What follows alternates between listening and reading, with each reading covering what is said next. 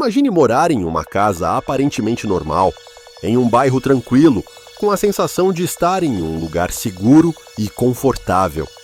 Mas e se de repente você começasse a ouvir barulhos estranhos, ver luzes acendendo sozinhas e até sentir presenças que você não consegue explicar? Essa foi a experiência de uma família que se mudou para uma casa em El Paso, Texas, onde as coisas começaram a ficar perturbadoras. Durante meses, os moradores enfrentaram fenômenos inexplicáveis, como sombras misteriosas, luzes que se acendiam sozinhas e um clima de inquietação crescente. Mas o mais assustador de tudo foi o que aconteceu quando alguém ousou desafiar o que quer que estivesse ali. Prepare-se para mergulhar em uma história de mistério e terror que vai deixar você com calafrios. Está pronto para ouvir o que realmente aconteceu nessa casa? Eu passei um ano morando em uma casa em El Paso, Texas, com meus 2 filhos. Era um lugar espaçoso e confortável, com um grande quintal para nossos cachorros, 3 quartos, 2 escritórios e uma garagem para 2 carros. Pelo preço que eu estava pagando de aluguel, era um ótimo negócio. O proprietário morava quase em frente à rua, então ele estava sempre por perto caso eu precisasse dele.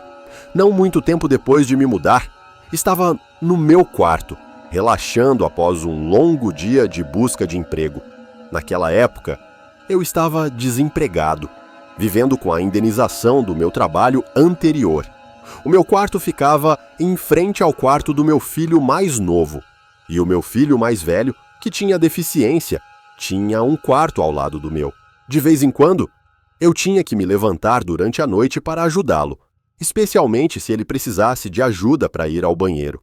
Uma noite, enquanto eu estava no meu quarto assistindo TV, ouvi um canto vindo pelas aberturas do ar-condicionado. Inicialmente achei que fosse a namorada do meu filho, que havia se mudado recentemente para nossa casa e tinha uma linda voz. Decidi perguntar ao meu filho sobre isso na manhã seguinte. Na manhã seguinte, perguntei ao meu filho e à namorada dele se eles haviam ouvido o canto. Para minha surpresa, meu filho pensou que o canto tinha vindo do meu quarto. Eles tinham assumido que eu estava assistindo algo na TV e havia aumentado o volume, bloqueando o som do quarto deles. Isso foi estranho, mas eu simplesmente descartei como uma coincidência. A casa era velha, construída em 1959, e tinha o formato de um L. De um lado ficavam os quartos e banheiros, e do outro a sala de estar, a sala de jantar, a cozinha e um cômodo que poderia ser usado como escritório ou quarto extra. A casa tinha ferro forjado nas portas e janelas. Foi quando começamos a trancar a porta de ferro entre a garagem e a casa que as coisas começaram a ficar estranhas. Sempre que saíamos de casa, a porta estava trancada, mas quando voltávamos, muitas vezes, ela estava destrancada. A mesma coisa acontecia quando estávamos em casa. Eu ia até a garagem e a porta estava trancada quando eu tinha certeza de que ela estava destrancada anteriormente. A casa foi reformada, com novos azulejos, carpete e armários na cozinha, mas ainda havia alguns interruptores de luz antigos de botão em certos cômodos. Quando as luzes estavam apagadas, os interruptores se acendiam. Para acender as luzes, você empurrava o interruptor, o que fazia um barulho alto e a luz acendia. A luz do banheiro de visitas começou a acender no meio da noite, mas só quando estávamos acordados. Ela fazia o barulho e a luz acendia, mas ninguém estava perto do interruptor. Depois de algumas semanas, meu irmão veio me ajudar a configurar um novo modem Wi-Fi. Mais tarde naquela noite, depois de usar o banheiro, meu irmão desligou a luz do banheiro e voltou para a sala de estar. Momentos depois, ouvimos o conhecido novamente e meu irmão gritou. Ele não havia tocado no interruptor, mas a luz acendeu sozinha. Enquanto nos instalávamos, comprei uma lâmpada sensível ao toque para a cama hospitalar do meu filho. Para poder acender a luz facilmente, quando ele precisasse de ajuda durante a noite. A lâmpada acendia quando você tocava nela. Primeiro de forma suave, depois com brilho médio e, por fim, na intensidade máxima. No entanto, depois de uma semana, a luz começou a acender sozinha todas as noites, sempre entre meia-noite e 2 da manhã, e sempre na configuração média. Era impossível para o meu filho alcançar a luz, já que estava fora do seu alcance. Apesar de tentar ficar acordado e pegar o culpado, nunca consegui. A luz acendia quando eu menos esperava, mesmo estando acordado, e eu nunca conseguia pegar nada que a causasse. Curioso, baixei um aplicativo de caçadores de fantasmas no meu celular e comecei a andar pela casa para fazer medições de campo eletromagnético, EMF. As medições estavam mais altas no quarto do meu filho. Meu irmão sugeriu que poderia ser a corrente elétrica da fiação da casa. Então, decidimos desligar a energia de toda a casa para ver se isso fazia alguma diferença. Mesmo com a energia desligada, as medições de EMF ainda estavam altas, especialmente no quarto do meu filho. Uma noite, minha namorada estava ficando na casa. Depois de passarmos algum tempo juntos, deixamos a porta do meu quarto aberta, caso meu filho me chamasse. Adormecemos, mas acordei com ela gritando. Ela disse que alguém estava na porta. Eu olhei e, de fato, havia uma figura sombria de pé ao lado da porta. Ela se moveu e desapareceu no corredor. Eu corri atrás e acendi a luz do banheiro, mas não havia ninguém lá. No dia seguinte, fui conversar com o meu senhorio do outro lado da rua. Ele me disse que comprou a casa depois que a proprietária anterior, uma mulher idosa, faleceu lá. Ele a transformou em um imóvel para aluguel e nunca teve um inquilino antes de mim. Depois de compartilhar minhas experiências, ele se ofereceu para alugar uma câmera de vídeo para nós instalarmos no quarto do meu filho para tentar capturar os estranhos acontecimentos. Eu disse a ele que pensaríamos sobre isso, mas enquanto ninguém fosse prejudicado, não sentia a necessidade de intensificar as coisas. Ao longo dos meses, os eventos estranhos continuaram a acontecer. As portas da casa trancavam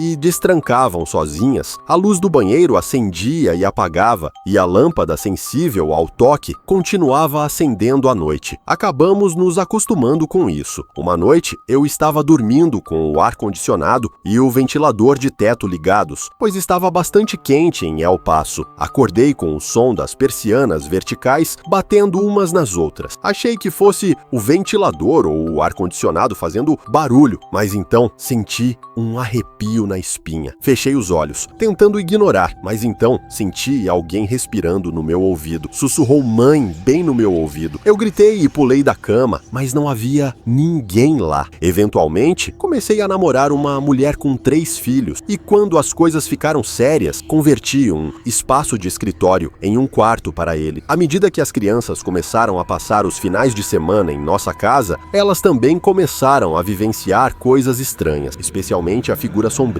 A filha mais nova via frequentemente a sombra e ficava assustada, correndo para o nosso quarto para dormir com a gente. Todos nós tivemos experiências semelhantes e começamos a nos referir à sombra como a sombra. Quando nosso contrato de 1 ano estava chegando ao fim, entrei em contato com a Sociedade Paranormal de El Paso, esperando que eles pudessem investigar a casa. Nunca recebi uma resposta até depois que já havíamos nos mudado. Eles estavam ansiosos para investigar, mas naquela altura já havíamos nos mudado para uma casa nova, a poucas quadras dali. A pessoa com quem conversei me disse para garantir que, quando eu saísse da casa para sempre, deveria dizer ao quer que fosse que estava lá que não poderia nos seguir. Esse conselho me deu calafrios. Um último incidente estranho aconteceu antes de nos mudarmos. Uma manhã, por volta das 4h30 da manhã, acordei e encontrei a lâmpada no quarto do meu filho acesa novamente. Eu estava frustrado que isso estava acontecendo todas as noites. Fui até lá para apagar, mas antes que eu pudesse, disse com raiva: "Se tem algo aqui, acenda essa maldita luz!" Quase imediatamente, a luz acendeu. Para meu horror, percebi que meu filho havia acordado e estava me olhando com uma expressão de terror. O medo nos olhos dele ainda me assombra até hoje. Na última noite que passamos na casa, fiz exatamente o que o investigador paranormal sugeriu. Fiquei na porta porta, disse ao que quer que estivesse na casa que aquela era agora a sua casa e que não poderia nos seguir, e tranquei a porta atrás de mim. Quando estávamos saindo, minha esposa e eu vimos uma das persianas verticais da janela da cozinha se mover como se alguém estivesse olhando para fora, para nós. Corremos dali, assustados. Depois disso, eu desconectei a lâmpada e aguardei na garagem. Houve muitas outras experiências naquela casa, mas essa história já é longa demais para detalhá-las todas. Eu até tentei montar armadilhas, como limpar a lâmpada para procurar impressões digitais ou passar fio pela porta para pegar qualquer movimento, mas nunca encontrei nada. Anos depois, soube mais sobre a antiga proprietária da casa. Ela havia falecido na casa. Descobri que ela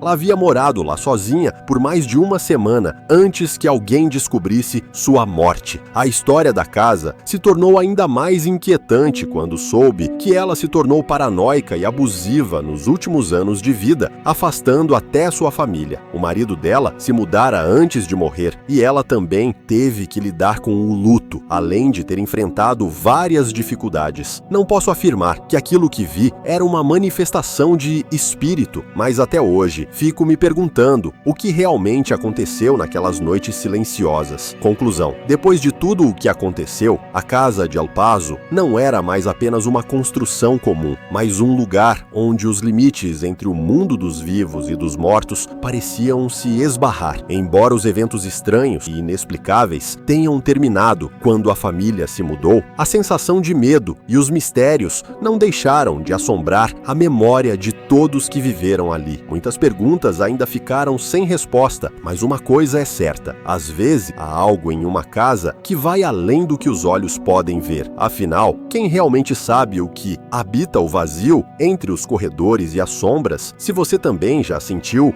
uma presença estranha em algum lugar ou ouviu um sussurro no escuro, talvez essa história tenha tocado um lugar profundo em sua mente. Se você gostou dessa história, não se esqueça de deixar seu like e se inscrever no canal para mais mistérios. Até o próximo vídeo e lembre-se, o desconhecido pode estar mais perto de você do que imagina.